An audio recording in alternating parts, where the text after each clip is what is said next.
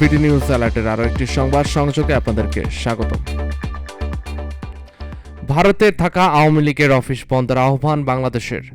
ভারতের মাটিতে আওয়ামী লীগের রাজনৈতিক কার্যক্রমের বিষয়ে কড়া অবস্থান জানিয়েছে বাংলাদেশ সরকার।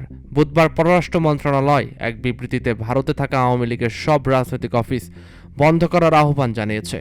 বিবৃতিতে বলা হয়েছে, মানবতাবিরোধী অপরাধে দণ্ডিত ও ফৌজদারি মামলায় পলাতক আওয়ামী লীগের একাধিক নেতা এখনও ভারতে অবস্থান করছেন। এদের মধ্যে কয়েকজন গত 21 জুলাই দিল্লি প্রেস ক্লাবে একটি এনজিওর ব্যানারে সভা করার চেষ্টা করেন এবং উপস্থিত সাংবাদিকদের মধ্যে প্রচারপত্র বিতরণ করেন। বিষয়টি ভারতীয় গণমাধ্যমে প্রকাশিত হয়েছে।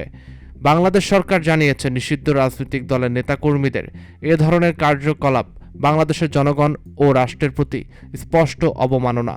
এতে শুধু দুই দেশের পারস্পরিক বিশ্বাস ও শ্রদ্ধার সম্পর্কই ক্ষতিগ্রস্ত হচ্ছে না, বরং বাংলাদেশের চলমান রাজনৈতিক রূপান্তর প্রক্রিয়াতেও নেতিবাচক প্রভাব ফেলতে পারে। পররাষ্ট্র মন্ত্রণালয়ের বিবৃতিতে আরও বলা হয়, ভারতে অবস্থানরত বাংলাদেশি নাগরিকদের রাজনৈতিক কার্যকলাপ বাংলাদেশের জনমনে বিরূপ প্রতিক্রিয়া সৃষ্টি করতে পারে। এর ফলে ঢাকা নয়াদিল্লি সম্পর্কের ওপর বিরূপ প্রভাব পড়তে পারে।